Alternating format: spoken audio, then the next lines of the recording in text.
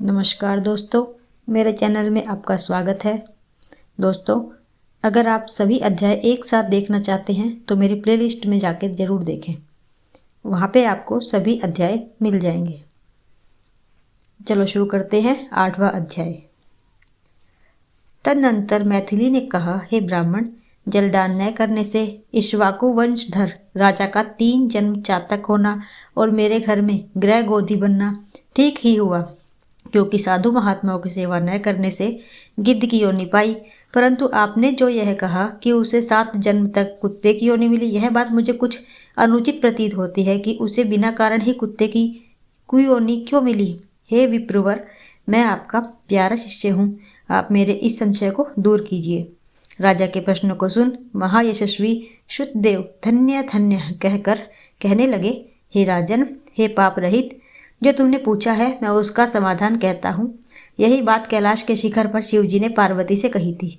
सब लोगों की रचना कर उनकी आमुष्मिक और ऐहिक 2 प्रकार की स्थिति बनाई, जल सेवा, अन्न सेवा और औषधि सेवा। महाभागे, ये तीनों ऐहिक स्थिति के हेतु हैं।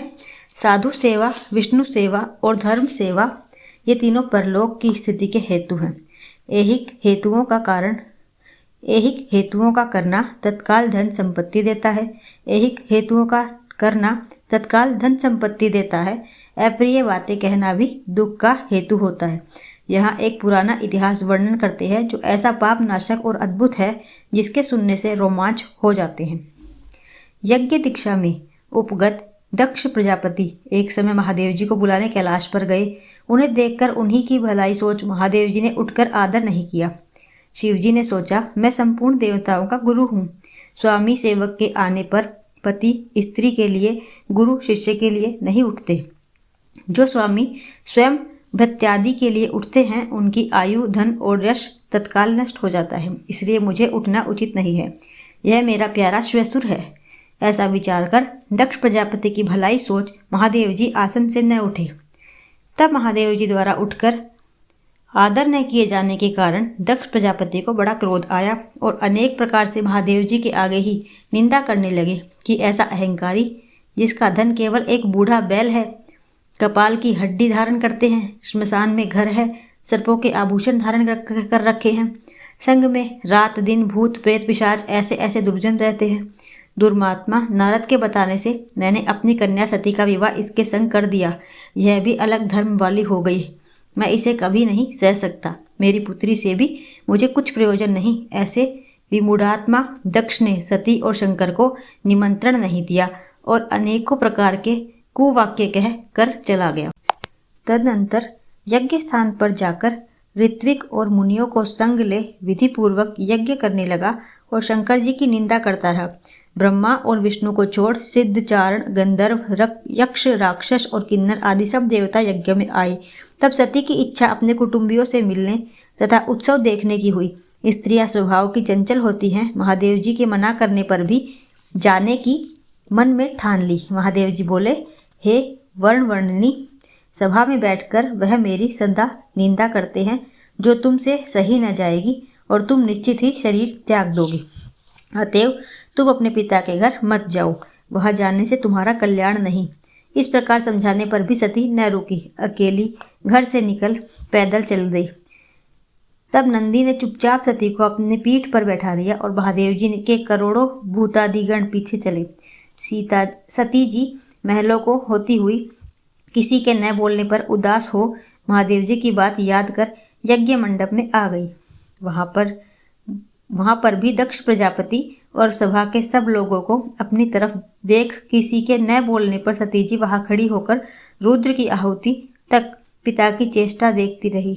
जब दक्ष ने रुद्र को छोड़ आहुति दी तो सती आंखों में आंसू भर अकुलाकर बोली, बड़ों का अपमान करने से कल्याण नहीं होता है। तुमने रुद्र की आहुति नहीं दी है।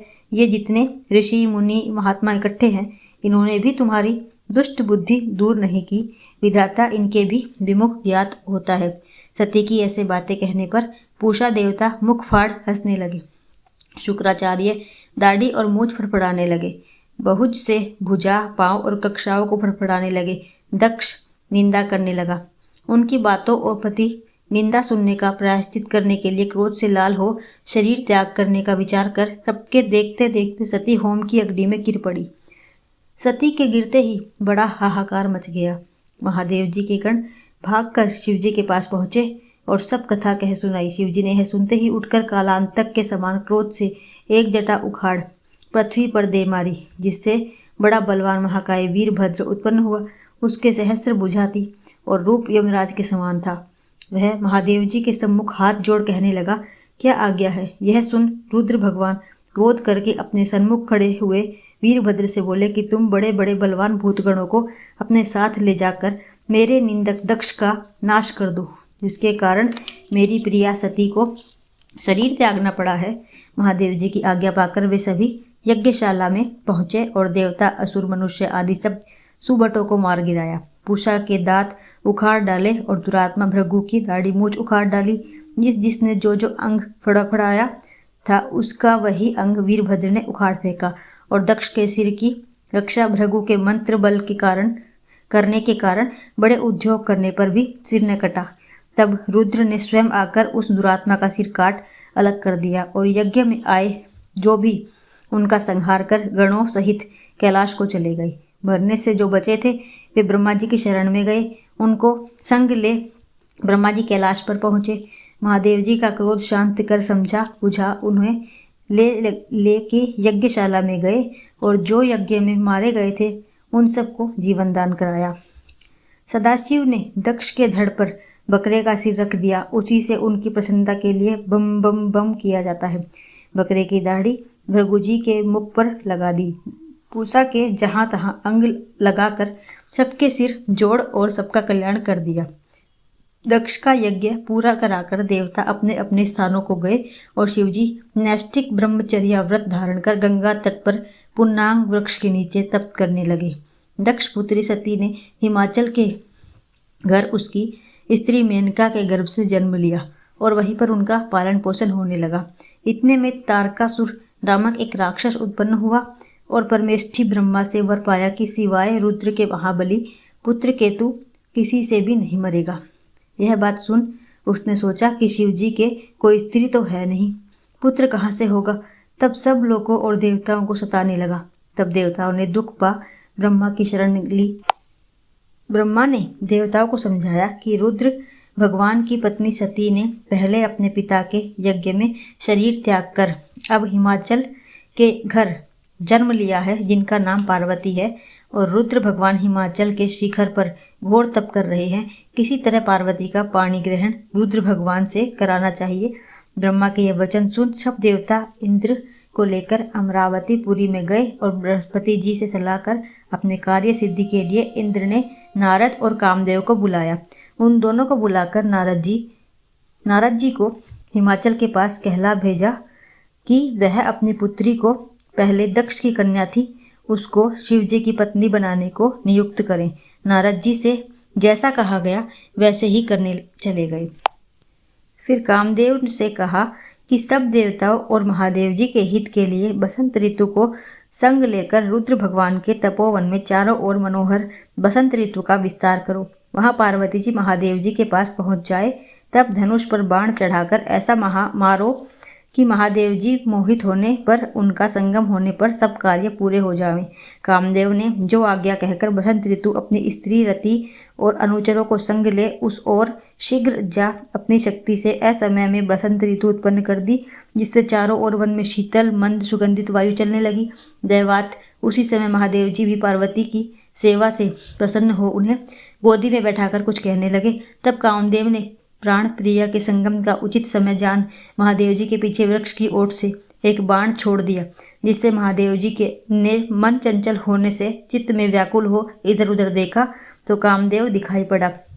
क्रोध से अपने मस्तक के तीसरे नेत्र को खोलकर पार्वती जी को दूर करके ऐसी तीक्ष्ण अग्नि प्रकट की कि सब संसार भयभीत हो गया और उस अग्नि से धनुष बाण सहित कामदेव भस्म हो गया। देवता अपने कार्य की सिद्धि समझकर तथा बसंत को और रति भयभीत हो भाग गए। पार्वती डर के मारे आंख बंद कर दूर हट गई और महादेव जी भी अंतर्ध्यान हो गए। हित की इच्छा करने वाले देवताओं को कुछ भी फल की सिद्धि नहीं हुई, उल्टा अनर्थ हुआ। जो कोई साधुओं के संग दुष्टता करते हैं, उनका कहना है कि इसी प्रकार साधुओं की सेवा न करने से इक्ष्वाकु के पुत्र ने दुख भोगा और अनेक बुरी योनियों में जन्म लिया। जो रात दिन इस पुण्य चरित्र रूपी पुराने इतिहास को सुनते हैं, वे जन्म, मृत्यु, बुढ़ापा आदि से निस्संदेह छूट जाते हैं। यहाँ पर 8वां अध्याय समाप्त होता है। राधे राधे भक्तों, अगर आपने मेरा चैनल अभी तक सब्सक्राइब नहीं किया है तो सब्सक्राइब करें। इससे आने वाली नोटिफिकेशन आपको सबसे पहले पहुँच जाएगी। राधे राधे।